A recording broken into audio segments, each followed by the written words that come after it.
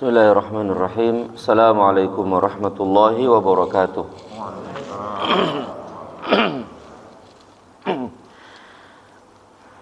Innal hamdalillah nahmaduhu wa nasta'inuhu wa nastaghfiruh wa na'udzu billahi min shururi anfusina wa min sayyiati a'malina man yahdihillahu fala mudilla lahu wa man yudlil fala hadiyalah.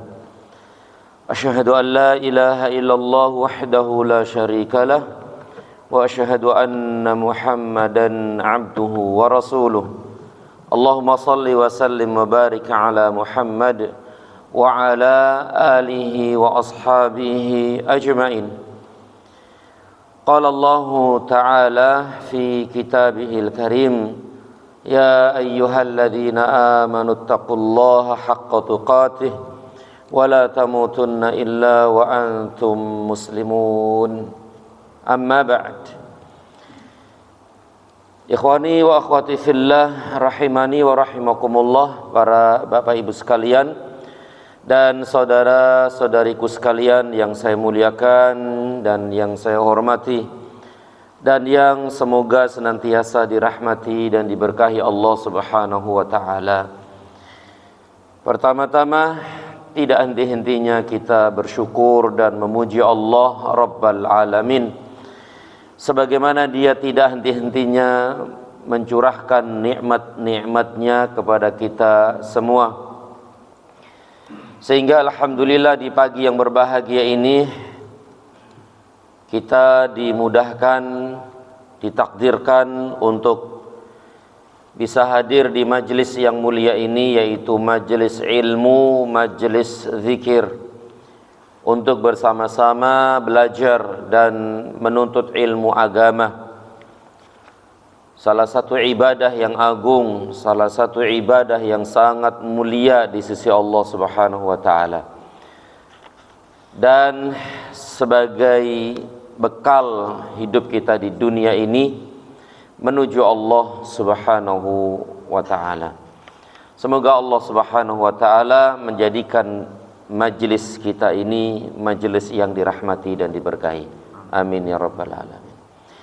Tidak lupa salawat serta salam senantiasa tercurah kepada junjungan Nabi besar kita Muhammad sallallahu alaihi wasallam. Dengan nama-namanya yang indah dan sifat-sifatnya yang mulia, kita berdoa, Allahumma inna nas'aluka ilman nafi'an wa rizqan tayyiban wa amalan mutaqabbala. Allahumma 'allimna ma yanfa'una wa anfa'na ma 'allamtana wa zidna ilma. Amin ya rabbal alamin. Para bapak ibu sekalian dan saudara-saudariku sekalian yang saya muliakan, seperti biasa kajian kita tentang tauhid dalam kitab tauhid. Pada pertemuan yang lalu telah kita bahas bab ke-8, bab 8. Waktu itu masih muqaddimah ya, masih muqaddimah, pendahuluan. Belum kita baca apa-apa yang dibawakan oleh penulis rahimahullahu ta'ala rahmatan wasi'ah, yaitu bab tentang ruqyah dan tamimah. Ruqyah dan tamimah. Penjelasan tentang ruqyah sudah panjang waktu itu, bahkan dalam satu pertemuan. Begitu juga tamimah pun sudah kita bahas, bahkan dalam satu pertemuan. Tinggal membaca apa-apa yang disampaikan oleh penulis rahimahullahu ta'ala. Ruqyah dan tamimah. Tentu ruqyah ini ada yang syirik, ada yang tidak, gitu kan. Makanya penulis tidak menyebutkan di antara syirik, termasuk syirik adalah ini dan itu, tidak. Kenapa? Karena ruqyah itu ada yang tidak syirik, ada yang syirik. Kalau syirik berarti eh, wirid-wirid, bacaan-bacaan, amalan-amalan yang itu dari syaitan gitu, dari syaitan atau dari jin gitu, maka itu jelas syirik. Bahkan mengandung bacaan-bacaan itu mengandung kesyirikan, maka itu menjadi syirik. Tapi kalau ruqyah yang syar'i, ruqyah yang diperbolehkan, ya, misalnya dengan membaca ayat-ayat Al-Quran, doa-doa dari Nabi SAW, kemudian artinya dipahami, maknanya dipahami, kemudian dengan bahasa Arab khususnya, dan tidak ada kandungan kesyirikan, maka itu ruqyah-ruqyah yang diperbolehkan. Bahkan insya Allah antum juga sering meruqyah diri sendiri. Pernah? Sering ya? Sering. Misalnya sebelum tidur, sebagaimana yang diajarkan oleh Nabi SAW, sebelum tidur membaca ayat kursi, kemudian muawwidzat, qul itu, kemudian diusapkan ke seluruh tubuh yang terjangkau. Itu ruqyah tidak? Itu ruqyah, penjagaan kita dari hal-hal yang tidak diinginkan. Itu ruqyah. Berarti itu ada contohnya, dan ayat-ayatnya, doa-doanya juga jelas dari Nabi SAW. Atau misalnya zikir pagi dan petang itu, zikir pagi, petang itu termasuk ruqyah, penjagaan benteng kita dari hal-hal yang tidak disukai. Nah, itu memang diperbolehkan. Atau misalnya antum sakit perut, sakit kepala, ya, kemudian antum bacakan ayat-ayat Al-Quran, kemudian doa-doa yang diajarkan oleh Nabi khususnya, atau doa-doa lain yang bisa dipahami. Nah, maka itu termasuk ruqyah yang diperbolehkan, bahkan ruqyah syar'iyah.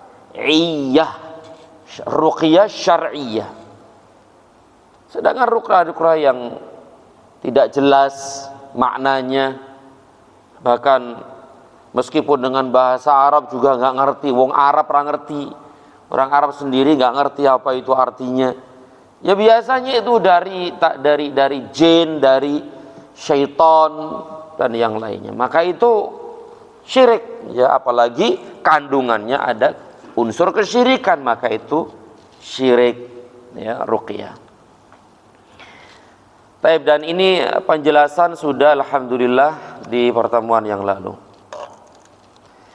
Kita membaca apa-apa yang disampaikan oleh penulis rahimahullahu ta'ala rahmatan wasi'ah.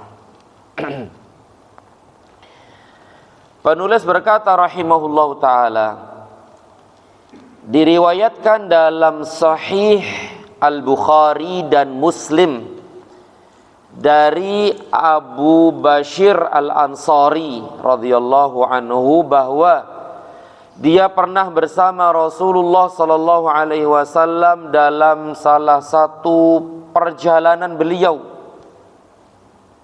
Lalu beliau mengutus seorang utusan untuk memaklumkan atau untuk mengumumkan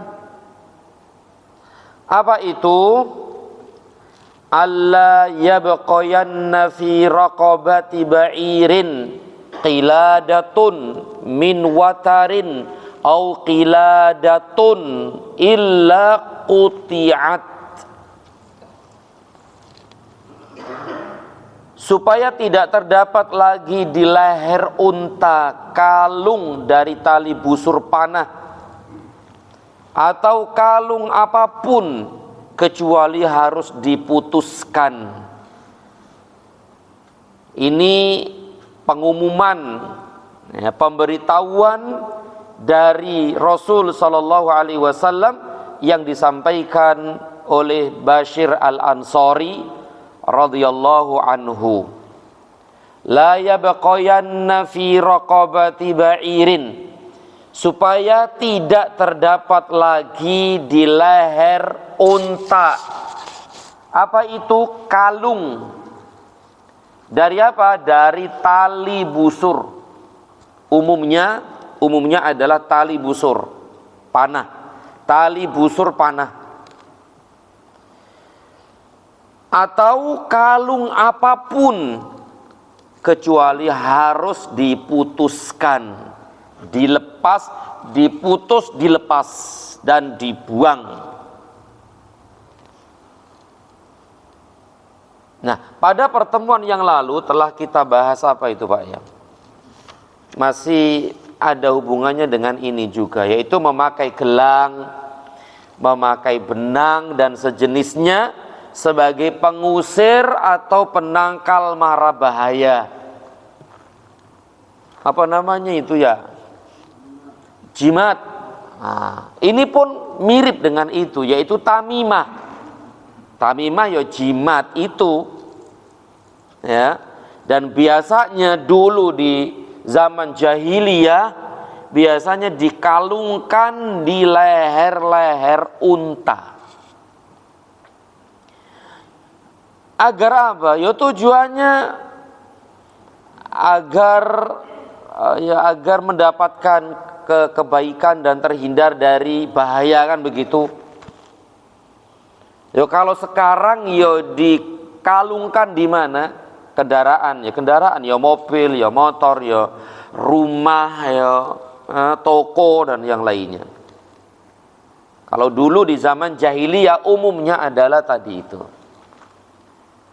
di leher-leher unta atau di leher-leher anak kecil umumnya dulu. Tapi ya tidak hanya leher unta dan anak-anak kecil, bisa di mana saja yang tujuannya adalah tadi apa? Tujuannya mengusir atau menangkal mara bahaya dan mendatangkan kemaslahatan. Nah, perintah Rasul sallallahu alaihi wasallam hal-hal seperti itu wajib dan harus dilepas. Lepas. Karena itu mengandung kesyirikan gitu loh. Karena itu mengandung kesyirikan. Syiriknya adalah menjadikan sebab yang itu bukan sebab kauni atau sebab apa? Syar'i. Sering kita ulang-ulang pembahasan ini. Itu syirik.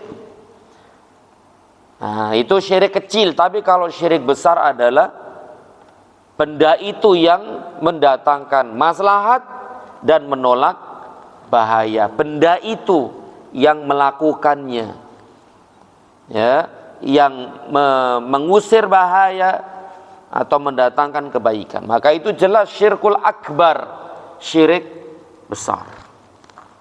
Sebagaimana yang telah kita jelaskan di pertemuan yang lalu. Kemudian Ibnu Mas'ud radhiyallahu anhu berkata, aku telah mendengar Rasulullah sallallahu alaihi wasallam bersabda, innar ruqa wat tamaima wat tiwalata syirkun. Sesungguhnya ruqa itu ruqyah, wat tamaim tamimah, wat tiwalah adalah syirik. Tiga tadi, ruqyah, tamimah, tiwalah, tiga-tiganya syirik kalau mengandung kesyirikan. Kalau ruqyah tadi itu ya bisa syar'iyah, bisa syirkiyah. Tapi yang dimaksud di sini adalah syirik. Ya, ruqyah, tamimah dan tiwala adalah syirik. Apa itu tamimah? Apa itu tamimah? Kata atau dijelaskan oleh penulis kitab ini rahimahullah, tamimah adalah sesuatu yang dikalungkan di leher anak-anak. Untuk apa? Untuk menangkal atau menolak ain. Menolak ain. Ain itu mata jahat. Ya, penyakit yang ditimbulkan dari pandangan mata jahat. Itu ain, dan ain itu hak. Penyakit ain itu hak, benar dan ada dan hak. Dan dulu pun sudah kita bahas masalah ini kurang lebih. Ain, yaitu pandangan ngelihat seseorang dengan hasad, dengan iri, dengan ini dan itu. Bisa itu terkena penyakit. Nah, ini sesuatu yang dikalungkan di leher anak-anak.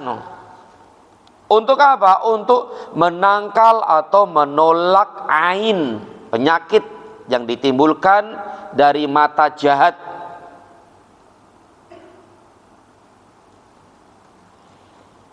Dan ini tidak hanya, sekali lagi, tidak hanya pada leher-leher anak.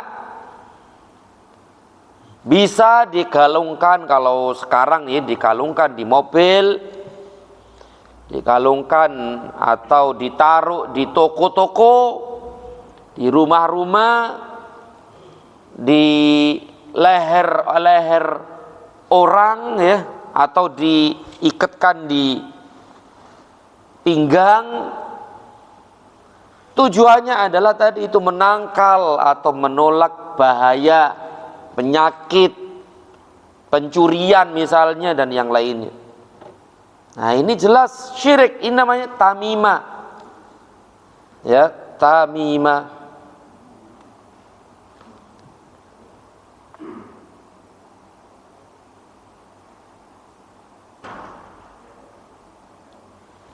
Kata penulis rahimahullah, tetapi apabila yang dikalungkan itu berasal dari ayat-ayat suci Al-Quran, sebagian salaf memberikan keringanan dalam hal ini, dan sebagian yang lain tidak memperbolehkan dan memandangnya termasuk hal yang dilarang. Di antaranya adalah Ibnu Mas'ud. Pertanyaannya adalah bagaimana kalau tamimah dari Al-Quran? Boleh tidak? Untuk menangkal bahaya, untuk menangkal ain, menolak penyakit, atau mendatangkan maslahat. Tapi ini gantungannya dari Al-Quran. Misal mungkin Al-Quran kecil itu kan ada Pak ya, dibungkus kemudian ditaruh di leher, atau ditaruh di leher bayi anak misalnya. Nah, gimana itu Pak? Boleh tidak tamimah dengan Al-Quran? Atau misalnya nulis ayat kursi tok, kemudian dikalungkan di leher atau di pinggang atau di mana begitu, boleh tidak? Sebagian ulama salaf membolehkan. Kenapa? Karena Al-Quran itu obat enggak? Al-Quran obat tidak?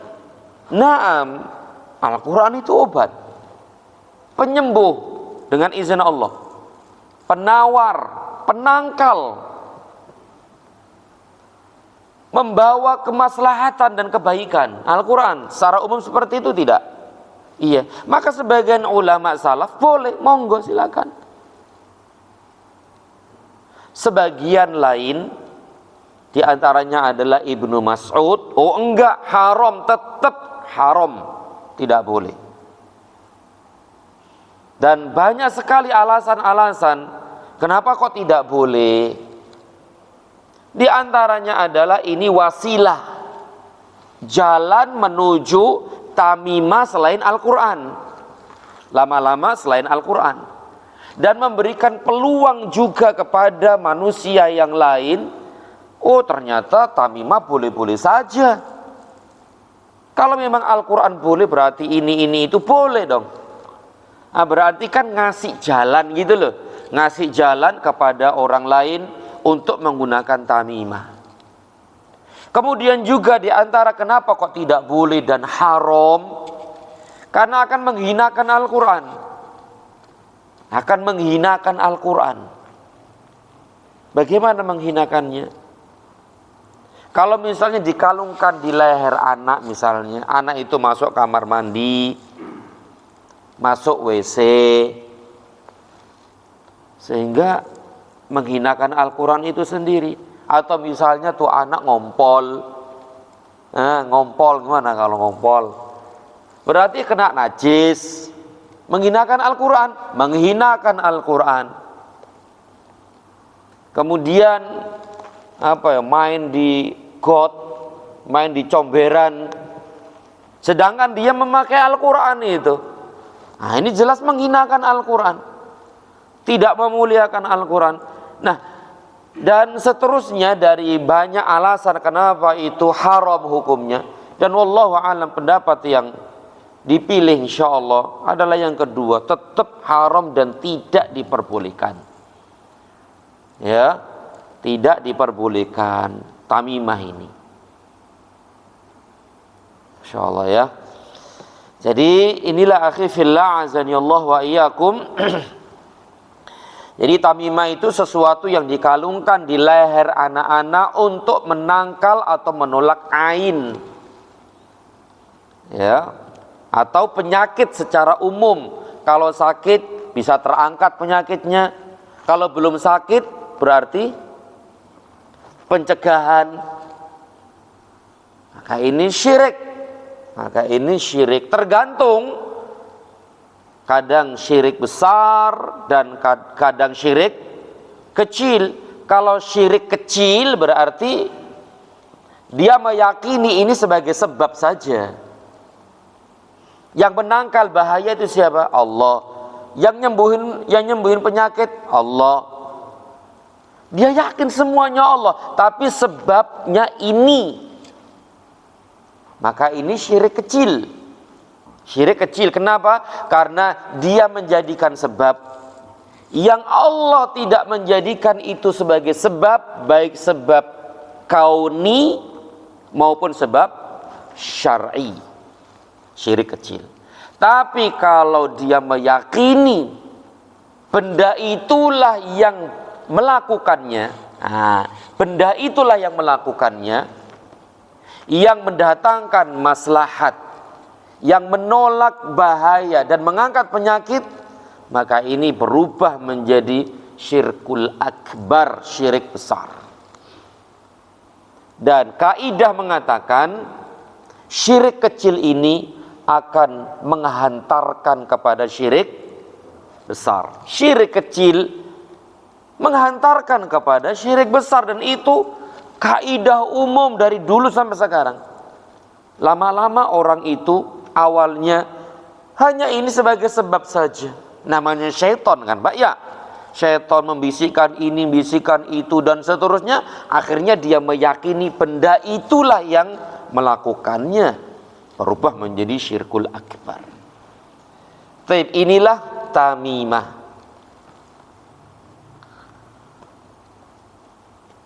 Dan biasanya juga nih ada orang-orang sakit, ya, berobat ke seseorang, kemudian dikasih ginian tuh. Nih, taruh di mana? Oh, kalungin. Taruh di leher, taruh di pinggang tuh. Sembuh. Insyaallah. Besoknya kenapa? Mati. Ya Allah. Besoknya mati. Sedangkan di tubuhnya ada tamimah. Ya Allah, ini gimana ini akhi? Ini bahaya sekali ini. Dia mati dalam keadaan berbuat syirik. Iya, berbuat syirik. Su'ul khatimah. Maka ini penting sekali untuk mengetahui hal-hal seperti ini. Apalagi ya banyak sekali pengobatan-pengobatan yang seperti ini. Tapi banyak yang tidak paham, banyak yang tidak tahu. Wallahu a'lam. Baik. Kita lanjutkan. Jadi tamimah itu syirik. Kemudian di sini ruqyah. Penulis rahimahullahu ta'ala menjelaskan apa itu ruqyah. Ruqyah yaitu yang disebut juga dengan azimah. Azimah. Dalil di atas mengkhususkan bahwa ruqyah yang boleh adalah yang bebas dari hal-hal syirik. Sebab Rasulullah SAW telah memberikan keringanan dalam hal ruqyah ini untuk mengobati ain atau sengatan kala jengking, tentu penyakit-penyakit yang lain.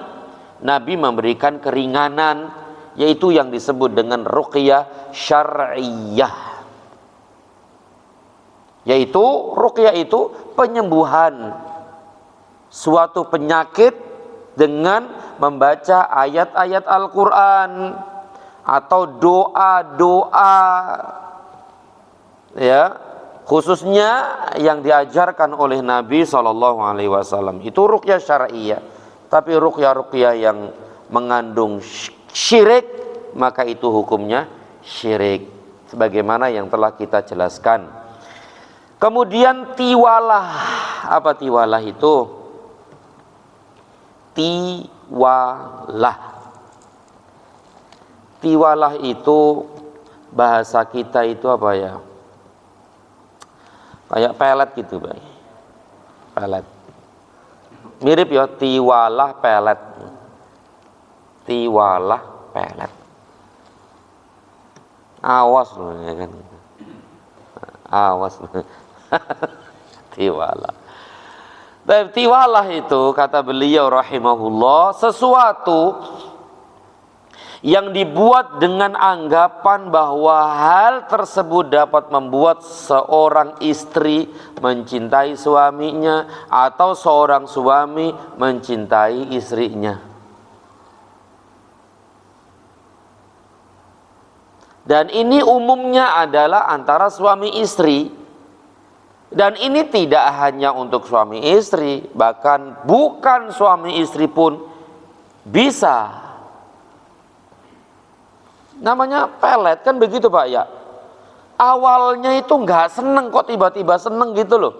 Awalnya nggak cinta kok jadi cinta. Awalnya nggak tertarik sama sekali gitu loh. Kok tiba-tiba tertarik. Ada begitu, Pak? Banyak. Itu namanya tiwalah syirik.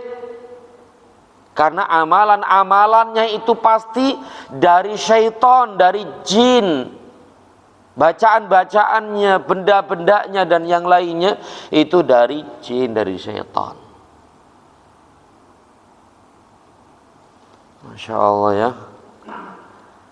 Kata orang itu cinta ditolak gitu, Pak. Cinta ditolak terus apa? Wesiku. Awas loh ya, nunggu dari dulu dari SD SMP SMA ditolak, awas loh ya. Nah. Inilah tiwalah, akhi. Dan biasanya seperti itu. Bahkan kadang-kadang ada yang sifatnya awalnya cinta jadi benci. Awalnya cinta jadi benci. Ya Allah, ngelihat. Tentu ini sihir. Ini sihir ini. Sihir. Awalnya ya itu bahagia, saling mencintai. Tiba-tiba saling membenci. Suami melihat istrinya itu, ya Allah, kayak apa, Pak? Awalnya itu dia itu apa ya? Bunga bunga apa bidadari. Tiba-tiba dia melihat wajahnya itu, ya Allah, buruk banget. Sihir. Masya Allah. Atau sebaliknya, seorang istri melihat suami itu, ya kok begini banget gitu loh. Tiba-tiba sehingga muncul kebencian dan ketidaksukaan. Ujung-ujungnya ya, ini sihir. Dan ini pun ada dan pasti ada gitu. Ada. Masya Allah. Dan ini tiwalah pun demikian. Awalnya gak tertarik kok jadi tertarik. Tiwalah ini. Dan tentu ini amalan-amalan syaitan. Amalan-amalan syaitan. Bantuan jin dan syaitan. Masya Allah ya. Tiwalah. Dan itu banyak dan pernahlah kita melihat dan mendengar cerita-cerita seperti ini. Biar suaminya tidak biar suaminya tidak Pak.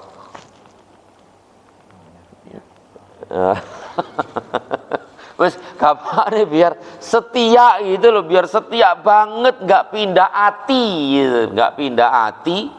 Akhirnya nih istrinya datang ke ini dan itu dan dikasih amalan-amalan tertentu dan benda-benda tertentu. Nah ini tiwala. Dan memang betul gitu, terjadi. Atau sebaliknya. Atau tidak hanya suami istri, bahkan bisa orang lain. Ini kan jahat sekali, jahat. Jelek sekali ini. Masya Allah ya. Taib. Kita lanjutkan. Penulis rahimahullahu ta'ala membawakan sebuah hadis, yaitu hadis marfu', diriwayatkan dari Abdullah bin Uqaim, man ta'allaqa syai'an wukila ilaihi. Barang siapa menggantungkan sesuatu barang, menggantungkan sesuatu, tentu dengan anggapan bahwa barang itu bermanfaat atau dapat melindungi dirinya, niscaya Allah menjadikan dia selalu bergantung kepada barang tersebut. Masya Allah, ini hadis atau athar ya, atau hadis. Man ta'allaqa syai'an wukila ilaihi. Barang siapa menggantungkan sesuatu, maka Allah akan menjadikan dia bergantung kepada barang itu. Berarti tidak bergantung kepada Allah. Adalah keburukan yang sangat buruk ketika seseorang itu bergantung kepada benda-benda makhluk. Yang benda itu sebenarnya lebih rendah daripada dia. Apa sih? Misalnya kayak tadi itu busur, tali busur, kertas, benang. Tapi itu kan benda apa sih? Benda biasa, bahkan lebih rendah daripada manusia. Manusia mulia. Manusia mulia. Kok menyandarkan hidupnya, menggantungkan hatinya kepada benda itu yang lebih rendah dari dirinya sendiri? Ditaruh mana akalnya ini? Taruh mana, Pak? Nah, taruh mana biasanya? Kalau gitu taruh mana? Ya Allah. Yang kalau kita ambil, curi, kita buang, nggak jalan sendiri. Yang kalau kita ambil kemudian kita sobek-sobek, kita injak-injak, kita buang ke tong sampah, ya nggak napa-napa. Nggak balas juga, balas nggak dia? Ya nggak balas juga. Itu kok digantungkan hidupnya, hatinya ke dia gitu loh. Nah ini berarti ada sesuatu yang rusak di hatinya. Ada sesuatu yang rusak di hatinya. Ya Allah, adalah sebuah keburukan ketika orang itu menggantungkan hatinya kepada sesuatu itu. Tidak menggantungkan hatinya, hidupnya kepada pencipta seluruh makhluk, Allah Azza wa Jalla. Adalah sebuah kenikmatan ketika hidup kita, hati kita gantungkan kepada Allah. Nikmat. Karena dialah satu-satunya yang mendatangkan kemaslahatan dan menolak bahaya. Allah semua itu. Kok tiba-tiba benda-benda seperti ini? Berarti hatinya ada sesuatu. Ada keyakinan-keyakinan lain. Ada akidah-akidah lain. Ini dia. Hadis yang sangat agung banget nih. Dan itu sahih. Betul, itu sahih. Barang siapa menggantungkan sesuatu, maka Allah menjadikan dia selalu bergantung kepada barang itu. Tentu kalau dia meyakini barang-barang itu dapat mendatangkan maslahat dan menolak bahaya. Itu tamimah tadi itu. Dan coba kalau itu barangnya hilang misalnya. Barang yang dia bergantung kepadanya itu tiba-tiba nggak ada, gimana? Bingung, ribut. Wah, ini kayak mau kiamat nih. Ada sesuatu yang luar biasa akan datang nih, mencelakakan dia, menghancurkan hidupnya dan yang lainnya gara-gara barangnya itu hilang. Nggak ada misalnya tiba-tiba. Kenapa? Loh ya wong dia bergantung kepadanya hilang, gimana sih? Tempat bergantungnya hilang gitu loh. Tempat bergantungnya nggak ada, gimana? Waduh, sudah. Akan bingung dia, resah, gelisah dia, sedih. Nah, berarti ada sesuatu di hatinya nih. Subhanallah ya. Dan ini banyak sekali ya, orang-orang seperti ini banyak. Tapi alhamdulillah kita bukan bagian dari mereka gitu loh. Sehingga kita nggak merasakan itu. Dan alhamdulillah kita bukan bagian dari mereka. Makanya ini semakin membuat kita lebih bersyukur kepada Allah atas nikmat hidayah ini. Nah, nikmat hidayah ini Allah tidak menjadikan kita seperti itu. Coba kalau kita menjadi bagian dari mereka. Oh, alhamdulillah Allah berikan hidayah. Allah berikan petunjuk kepada kita untuk mengenal ini salah, ini benar, ini haram, ini halal, ini syirik, ini tauhid. Alhamdulillah, itu nikmat besar banget. Taib akhi fillah azani Allah wa iyyakum. Kita lanjutkan. Imam Ahmad rahimahullah ta'ala meriwayatkan dari Ruwaifi. Dia berkata, qala li Rasulullah sallallahu alaihi wasallam. Rasulullah sallallahu alaihi wasallam telah bersabda kepadaku, yaitu Ruwaifi. Jadi Nabi bersabda kepada Ruwaifi, dan Ruwaifi ini bercerita, Rasulullah sallallahu alaihi wasallam telah bersabda kepadaku, ya Ruwaifi, wahai Ruwaifi, la'allal hayata tatulu bika, semoga engkau berumur panjang. Semoga engkau berumur panjang. Dan benar ini doa Rasul ya. Doa Rasul gimana Pak? Dikabulkan. Dan betul Ruwaifi menjadi salah satu sahabat yang umurnya panjang berkat doa Rasul sallallahu alaihi wasallam. Semoga engkau berumur panjang. Berarti boleh kita doain semoga panjang umur gitu Pak? Boleh nggih? Boleh. Semoga panjang umur, semoga Allah panjangkan umurmu. Tok sampai di situ. Enggak, ada tambahannya. Dalam ketaatan, dalam kebaikan, rajin amal solih, semakin dekat sama Allah. Ya kalau hanya panjang umur saja, bisa saja panjang umur dalam kemaksiatan. Jauh dari ibadah, jauh dari amal, bisa. Tapi kan kita mendoakan dia, semoga engkau panjang umur dalam ketaatan, dalam kebaikan, dalam amal solih. Nah itu baru bagus itu, tidak apa-apa ya, insyaallah. Semoga engkau berumur panjang.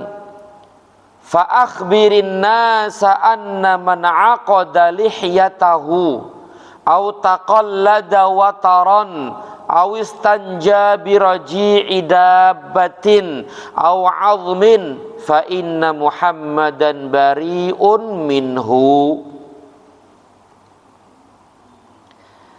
Semoga engkau berumur panjang. Untuk itu sampaikan, ini pesan Rasul, sampaikan kepada orang-orang bahwa siapa saja yang menggelung jenggotnya, menguncir jenggotnya, apa kelabang itu apa namanya? Ketika apa namanya itu? Hah? Apa namanya? Dikuncir ya? Dikepang. Iya dikepang. Dikelabang. Dikepang jenggotnya tuh. Ada gitu orang kayak gitu. Banyak. Tujuannya adalah salah satunya syuhra. Ini orang hebat. Ini masya Allah. Ini. Tampil beda, ingin dilihat, ingin bersombong-sombong di hadapan manusia dengan cara tadi itu. Ini yang pertama. Atau memakai kalung dari tali busur panah. Apa tadi itu? Tamimah. Menggantungkan sesuatu tadi itu dengan niat tujuan ini dan itu tadi. Atau beristinja. Apa istinja itu? Cebok, ya, cebok dengan kotoran binatang atau dengan tulang. Kotoran binatang, boleh nggak cebok dengan kotoran binatang? Tidak boleh, karena itu salah satunya najis. Mosok ngilangin najis dengan najis. Atau kotoran binatang itu wallahu alam dia makanannya siapa? Makanannya hewan dari golongan jin. Tuh, maka tidak boleh digunakan untuk cebok karena itu mengganggu binatang-binatang mereka. Para jin saudara kita itu gak boleh. Kemudian juga tidak boleh dengan tulang. Kenapa gak boleh dengan tulang? Karena tulang itu makanan saudara kita dari golongan jin. Nah itu makanan mereka tuh. Kenapa ya? Kalau kita gunakan untuk cebok berarti apa? Mengganggu, menyakiti saudara kita dari golongan jin. Jin muslim saudara kita, iya saudara kita, sama-sama muslim. Mengganggu mereka, menyakiti mereka, Sebagaimana tadi tuh mengganggu dan menyakiti ya, hewan-hewannya jin tadi itu, kotoran tadi itu. Masya Allah ya.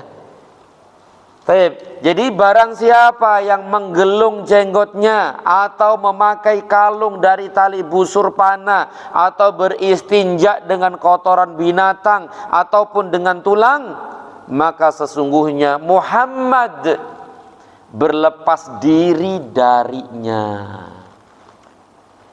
Muhammad, yaitu beliau sallallahu alaihi wasallam, berlepas diri darinya. Menunjukkan semua tadi itu dilarang. Nguncir atau ngepang jenggot itu nggak boleh. Biarkan jenggot seperti ini, dirapiin, diminyain, disisir, dirapiin. Jangan di sini, nggak boleh itu. Terus tadi itu tamimah juga. Kemudian cebok dengan kotoran binatang, nggak boleh. Kotoran binatang ngeresep nggak itu Pak? Ngeresep kalau dia keras banget, apalagi di tempat-tempat yang panas itu Pak ya, lebih keras dari batu. Keras, tetap nggak boleh itu, nggak boleh, karena dia najis dan begitu juga tadi itu makanan bagi mereka. Kemudian juga tulang, maka sesungguhnya Muhammad berlepas diri darinya, nggak boleh tiga tadi itu. Terakhir akhifillah azani Allah wa iyyakum, Waqi' meriwayatkan bahwa Sa'id bin Jubair berkata, barang siapa memutus suatu tamimah dari seseorang, tentu yang mutus adalah penguasa atau kita yang punya kekuasaan. Barang siapa memutus suatu tamimah dari seseorang, maka tindakannya itu sama dengan memerdekakan seorang budak. Melepas dari seseorang tamimah tadi itu, yang dia itu memang berkuasa ya, berkuasa, punya kekuasaan, maka pahalanya seakan-akan pahalanya seperti memerdekakan budak. Memerdekakan budak. Dan di antara keutamaan memerdekakan budak itu adalah menjauhkan dirinya dari neraka jahanam. Nah, itu di antara keutamaan memerdekakan budak. Berarti orang ini melepaskan orang lain dari kesyirikan. Besar sekali pahalanya.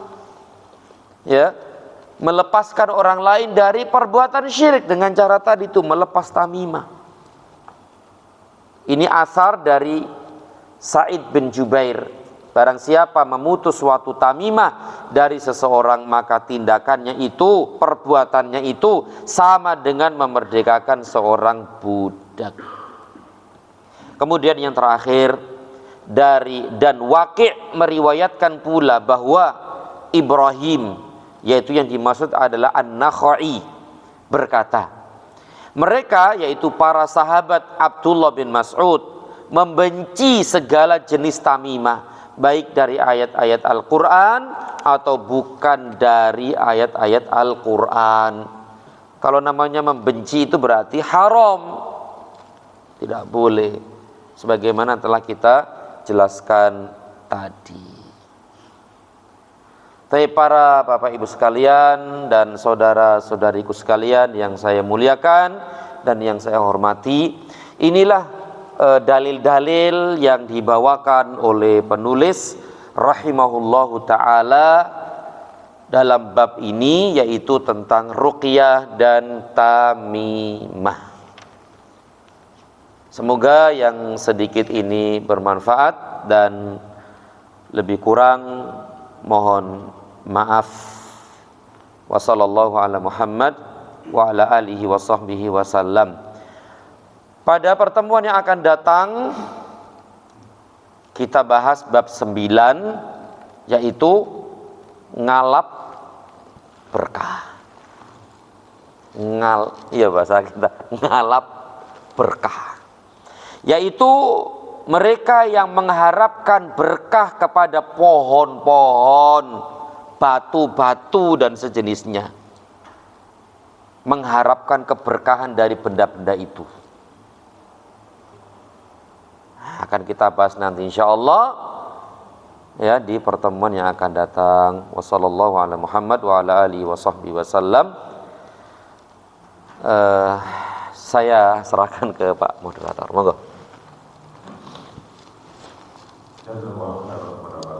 Dari wawancara ada yang tanyakan ada waktu.